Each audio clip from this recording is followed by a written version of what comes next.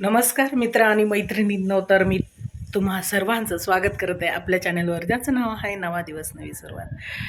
तर आज शनिवार आहे आणि आज 11 तारीख आहे, एकादशी आहे. तर आज की नाही हडपसरमध्ये दोन्ही पालखी आलेले आहेत, संत तुकाराम महाराजांची देखील आणि ज्ञानेश्वर माऊलींची सुद्धा. आणि खरं सांगायचं तर मी खूप मिस केलं आहे ज्यावेळी मी हडपसरला होते. आणि तुम्ही माझे पाठीमागचे ब्लॉग जर पाहताल ना, तर त्यामध्ये तुम्हाला खरंच लक्षात येईल की आम्ही सकाळी लवकर उठायचं, म्हणजे ते पालखी येणार म्हटल्यावर सगळी तयारी असायचीच अगोदर. आणि मग नंतर जायचो पोलीस स्टेशनला, हडपसर पोलीस स्टेशनला.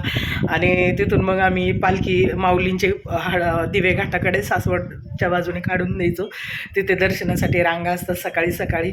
आणि आम्ही पालखीच्या असं जवळच असायचो, लेडीजला आम्ही दर्शनासाठी रांगेत हे करायचो, कारण साखळी पद्धतीने आम्हाला उभं राहावं लागायचं बंदोबस्तासाठी.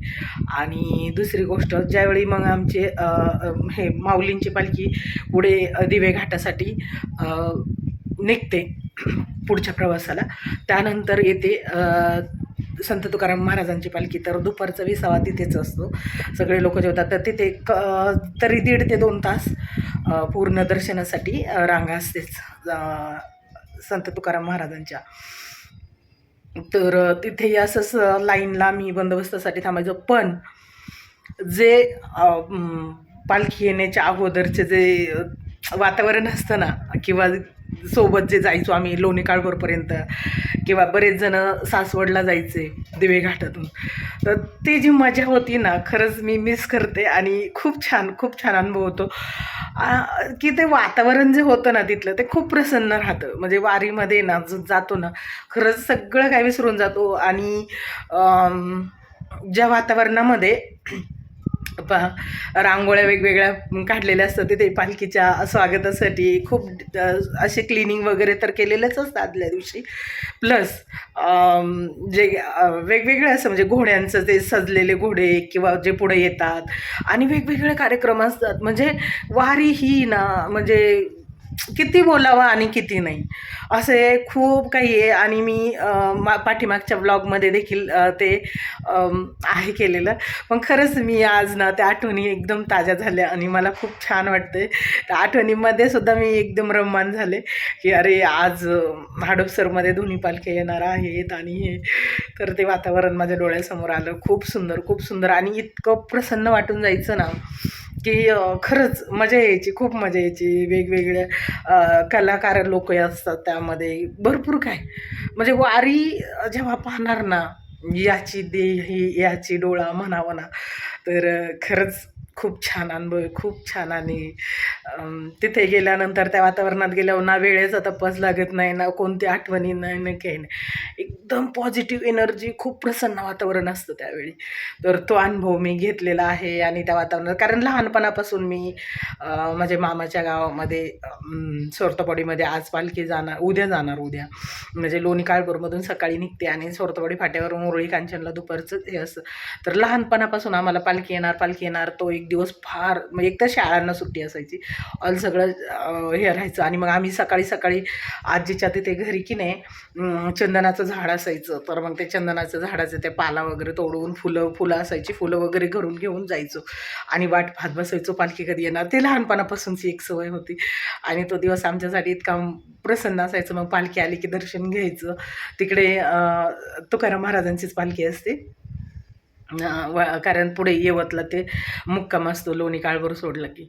आणि येवतसारख्या ठिकाणी सुद्धा आम्ही मग तिकडून चालत गेलेलो आहे, लोणी काळभोरपर्यंत देखील चालत गेलेलो आहे. आणि येवतमध्ये देखील मी ना खूप छान अनुभव घेतलेला आहे असा. म्हणजे भाजी भाकरी, पिठलं भाकरी तिकडे खूप घेऊन येतात लोक घरोघरी. आता तिथे स्वयंपाक उद्या चालू होणार, आणि पाऊस जरी असला ना तरीसुद्धा मोठ्या प्रमाणावर भाकरी वगैरे. आणि तो सुद्धा आनंद आम्ही त्या नाथसाहेबांच्या मंदिरामध्ये बसून भाजी भाकरी खाल्लेली आहे, म्हणजे पिठलं भाकरी वगैरे. तर तो एक आनंद आहे. खूप म्हणजे असं लहानपणापासून जे पालखी सोहळ्याचं आहे ना, खूप आठवणी आहेत आणि खूप काही असं मनाला प्रसन्न करणार आहे. तर ज्यावेळी तो दिवस उजाडतोय ना, तर त्यावेळी मन इतकं प्रसन्न होऊन जातं आणि खरंच खूप छान वाटतं. ती एनर्जी परत त्या दिवशी काय असते कळत नाही, पण ना खूप एनर्जी त्यामध्ये. ज्यावेळी आणि किती चाललं ना तर तुमचे पाय दुखणार नाहीत, काही नाही. काय एनर्जी असते. आम्ही सुद्धा अनुभव घेतला आहे. ज्यावेळी एवढं आम्ही चालतो ना, काहीच कळत नाही की हां बाबा एवढं चाललो आहे. आणि आम्ही हडपसरपासून लोणी काळभोरपर्यंत चालत जायचो. लोणी काळभोरपासून पण परत रिटर्न चालत यायचो, कारण गाडी नेता यायची नाही, रस्ते बंद असायचे. अजिबातही पाय दुखणार नाही, थकवा येणार नाही, काय. हा त्यातला म्हणजे खूप वेगळा विषय आहे. तर ज्याने जण तो अनुभव फील केला आहे ना, तर ते ते समजू शकतात. आणि खरंच ज्याने तो अनुभव घेतला नाही, नक्की एकदा वारीना अनुभव घ्या आणि वारीमध्ये सामील व्हा. असं.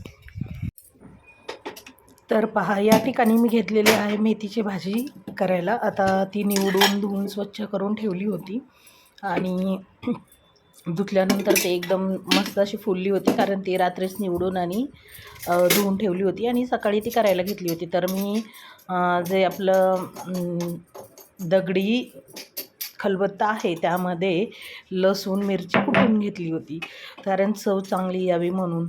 आणि हरभरा डाळ पाण्यात भिजवून ठेवली होती सकाळी थोडंसं अर्धा तास भाजी करायच्या अगोदर, आणि मग करायला घेतली. तर आता पहा, मी तेलामध्ये घेतलेलं आहे लसूण आणि मिरची टाकून, जे आपण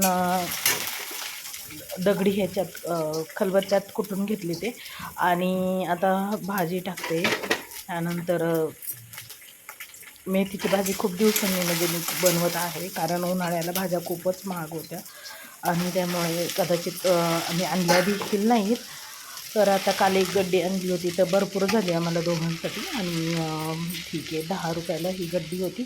पण ही एक सडी भाजी असल्यामुळे ना फारशी ती चवदार नव्हतीच म्हणावं लागेल. जी अशी फुटवा असलेली जी भाजी असते ना, ती खरं छान लागते. आणि त्यामुळे एक सडी भाजी होती. तर ठीक आहे, असू द्या, मेथी खायला मिळाली ही माझ्यासाठी खूप मोठी गोष्ट होती ते. आणि नंतर केले होते ज्वारीच्या भाकरी आणि भाकरी अशी छान असं हे होतं खूप दिवसांनी बेत. म्हणजे मेथीची भाजी आणि भाकरी खरंच बेस्ट. आणि आता हे करायला घेतलं, इथे मी डाळ टाकते. ओके.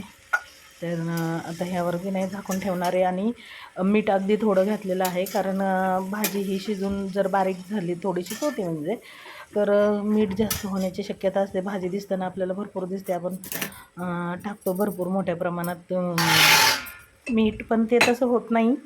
तर ठीक आहे, नॉर्मल थोडंसंच मीठ घातलेलं आहे. आणि अशा प्रकारे भाजी मी झाकून वगैरे ठेवली आहे. तर थोडी बाहेरची देखील कामच होती मला, त्यामुळे मी पटापट कामं आवरून घेतलेली आहे.